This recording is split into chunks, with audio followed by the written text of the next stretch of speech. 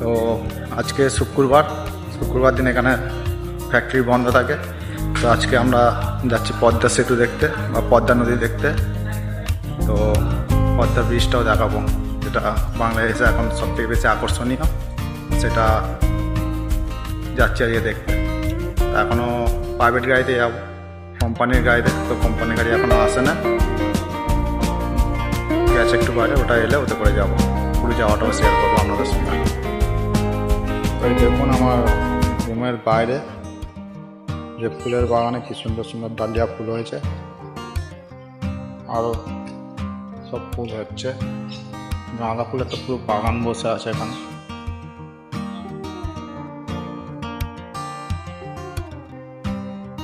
হলুদ ডালিয়া।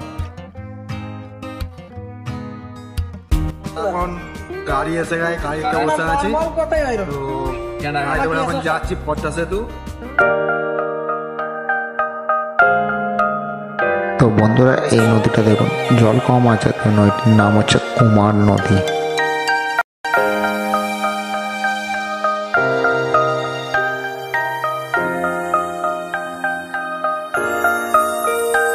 তো বন্ধুরা, এই জায়গাটার নাম হচ্ছে তালমা।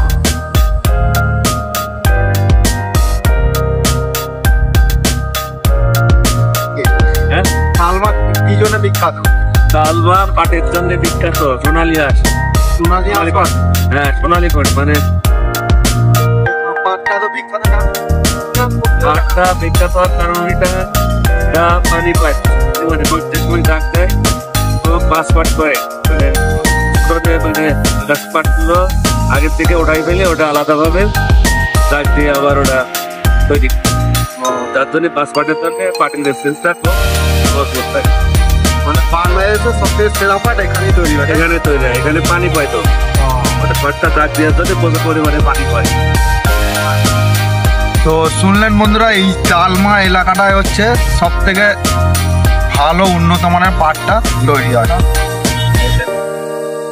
তো এই জায়গাটায় নাকি চাষবাস খুব ভালো হয়, দেখেই বোঝা যাচ্ছে যে পেঁয়াজ, গম, শসা। গম চাষ আমার লাইফে প্রথম দেখলাম।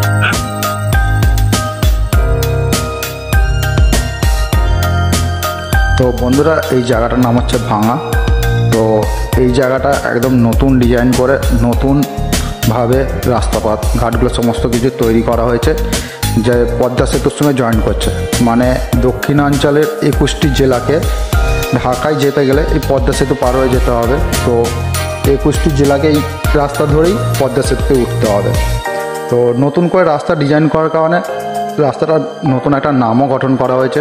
এই নামটা হলো ভাঙা এক্সপ্রেসওয়ে। তো দেখি আপনারাও বুঝতে পারছেন যে এই রাস্তাটা একদম নতুনভাবে ডিজাইন করে নতুনভাবে তৈরি করা, খুব সুন্দর। মানে চারিদিক দিয়ে রাস্তাঘাটটা, মানে 27টা রাজ্যকে এক জায়গায় নিয়ে এসে মেলানো হয়েছে এই জায়গাটায়।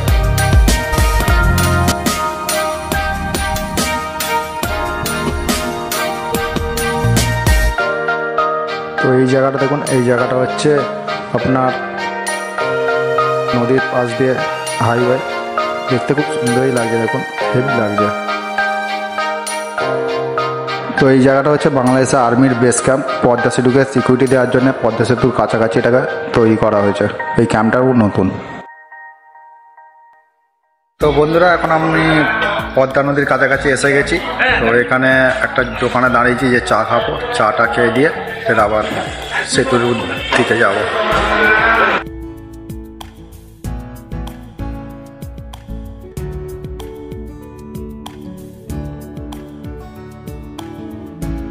তো এই দেখুন বন্ধুরা, পদ্মা নদীর কাছে এসেই গেছি এখন। তো এই সেই বিখ্যাত নদী, যেটা সব থেকে বড় নদী, পদ্মা নদী। তো এই নদীর জলের স্রোত এত হয় যে যখন তখন যেখানে খুশি বাঁধ ভেঙে দেয়, ঘরবাড়ি ভেঙে পড়ে যায়। আপনারা হয়তো ফেসবুক, ইউটিউবেতে দেখেছেন। যার কারণে এই ব্রিজটা নির্মাণ করার আগেই এরা এই বাঁধটাকে চায়না প্রোডাক্ট বা চায়না কংক্রিটের মাধ্যম দিয়ে খুব শক্তিশালীভাবে এই বাঁধটা বাঁধানো হয়েছে। তো বন্ধুরা, এই পদ্মা সেতু নিয়ে আমার কিছু জানার তথ্য আছে, যেগুলো আপনাদের সঙ্গে শেয়ার করব। ভিডিওটা পুরোটা দেখুন, যেটা আপনাদেরও কাজে লাগবে ভবিষ্যতে।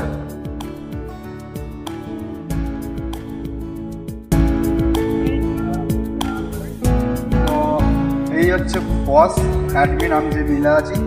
তো ইনি হচ্ছেন খালি আমার মুখ থেকে কিছু একটা বার করার অপেক্ষা থাকে, বার করার একটু অপেক্ষা রাখে যে আমি যেটা বার করি সেটাই সঙ্গে সঙ্গে আমার কাছে এনে দেয়। খালি একবার বলছি পদ্মা সেতু দেখতে যাবো, তারও অ্যারেঞ্জমেন্ট করে দিয়েছে। পদ্মা সেতু আমি যেখানে আছি ওখান থেকে প্রায় 60-70 কিলোমিটার দূর, তা তো উনি অ্যারেঞ্জমেন্ট করে আমাকে পদ্মা সেতু দেখাতে নিয়ে চলে এসছে। তো এনার জন্যই সম্ভব যে আমি পদ্মা সেতুটা দেখতে পেলাম বা পদ্মা নদীটা দেখতে পেলাম, বাংলাদেশের বিখ্যাত নদী। আর এখন বাংলাদেশের বিখ্যাত সেতু পদ্মা সেতু, সেটাকেও দেখতে পেলাম। আর এদিকে আছে আমার আরও সব বন্ধুরা।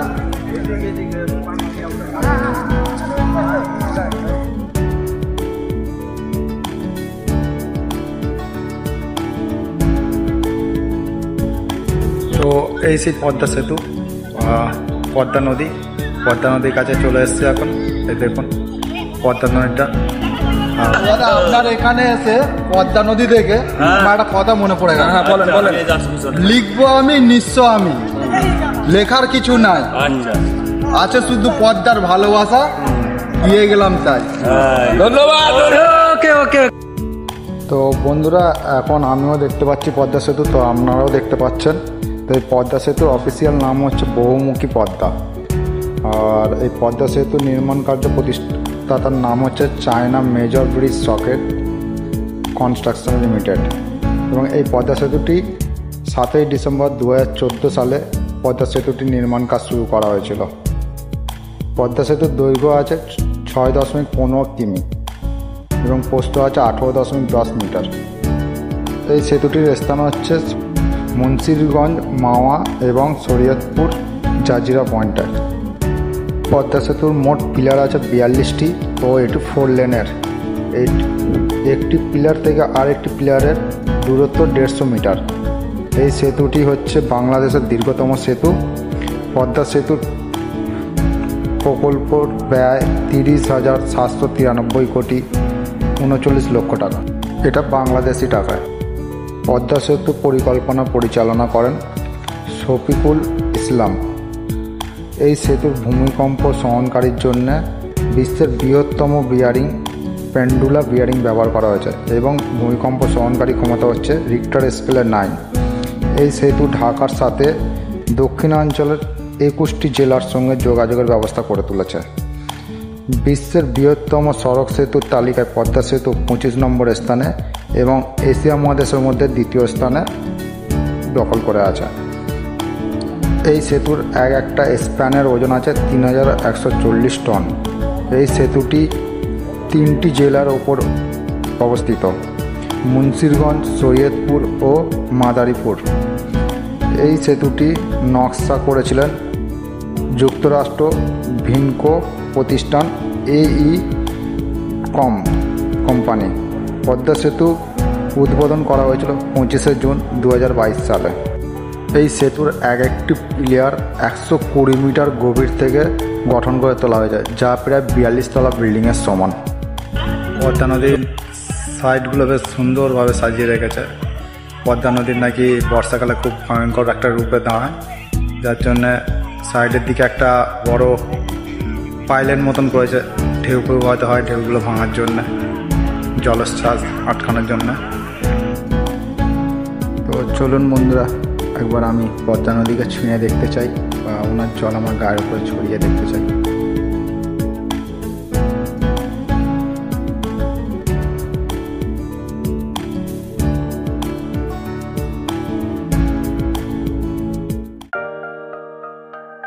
তো এখন আমরা বুটি করে একটু নদীর মধ্যে ঘুরে দেখব, ব্রিজটাকে নিচে থেকে দেখতে কত কীরকম লাগে, বা নদীটা জল ফল সমস্ত কিছুই দেখব।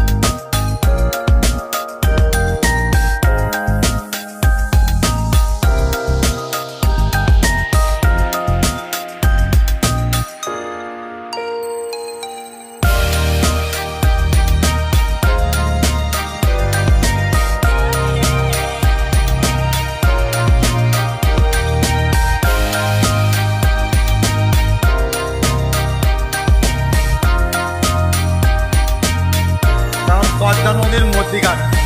তো নদী তো পুরো পার হয়ে যাবে না, তো ওই মিডিল থেকে এবার নৌকো ঘুরিয়ে নেবে।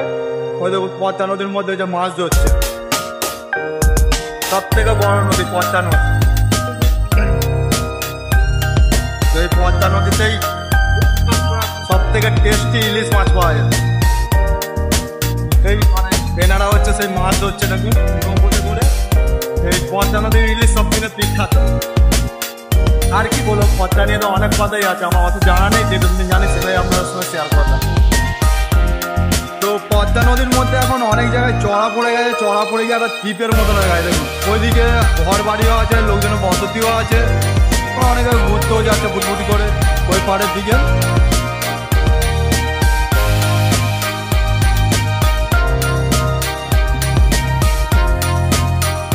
ওই পদ্মা ব্রিজটাই খালি নিচে দিয়ে একটু নৌকো করে ঘুরে আবার ব্যাক করে নেবো।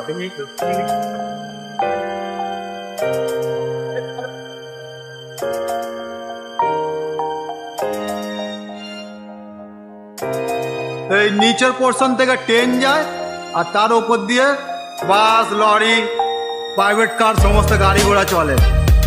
তো পদ্মা সেতুকে এত কাছ থেকে দেখছি আমি আজকে।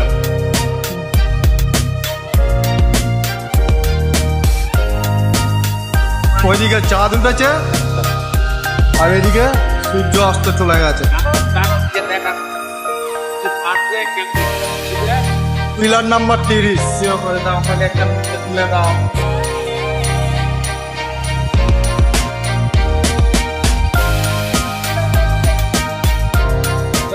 পদ্মা নদীর জলটা দেখুন পুরো নীল, পুরো নীল জল। যে আমরা নীল জল বলি সেই নীল জল দেখে পুরো জলটা পুরো নীল, কোনো খোলা নেই একটু। লাইভে আছে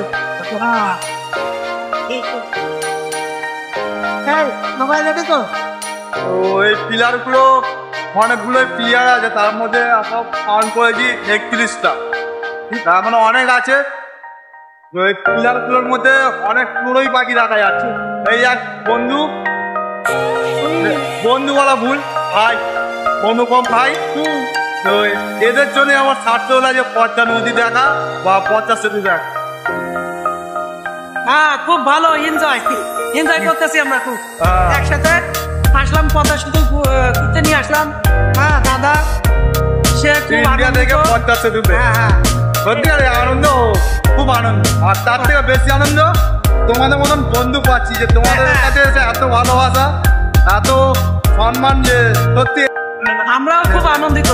আপনাকে পেয়ে আমরাও খুব আনন্দিত। Thank you. আশা করি ভবিষ্যতে আসবেন, যাবো। হ্যাঁ, এটাই নীলবন্ধ বাংলাদেশ ইন্ডিয়া। আমাদের তোমাদের দিকে আমাদের তরফ থেকে সবসময় নিমন্ত্রণ থাকলো যে তোমরা ইন্ডিয়ায় এসো আমার বাড়ি। ওকে ওকে সব। তো বন্ধুরা দেখুন আমরা নদীর মধ্যে আপাতত এখনও আছি। তো সন্ধে হয়ে এসছে, যার জন্য পদ্মা সেতুর উপর লাইটগুলোও জ্বেলে দিয়েছে। দেখুন পদ্মা নদীর মধ্যিখানে কিরকম চড়া পড়েছে, নদীর চারিদিকে এরকম চড়া পড়ে আছে, তাও প্রচুর গভীর আছে। যার জন্য এখানে সব থেকে বেশি বিখ্যাত ইলিশ মাছ পাওয়া যায়।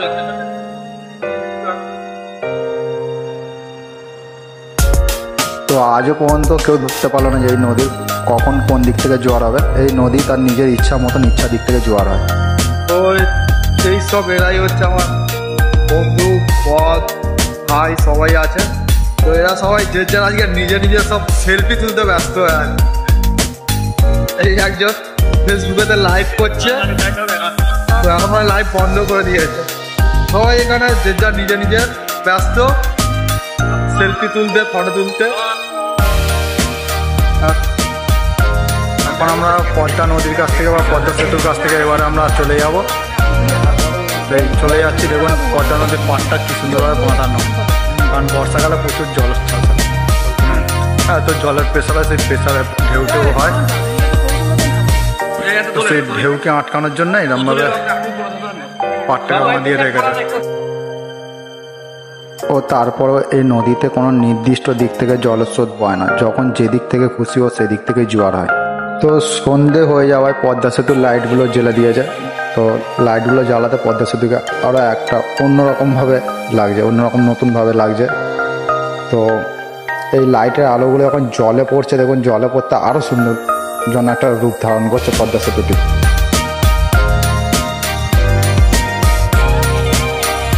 তো বন্ধুরা, পদ্মা সেতু বা পদ্মা নদী আপনাদের কেমন লাগলো কমেন্টের মাধ্যমে জানাবেন।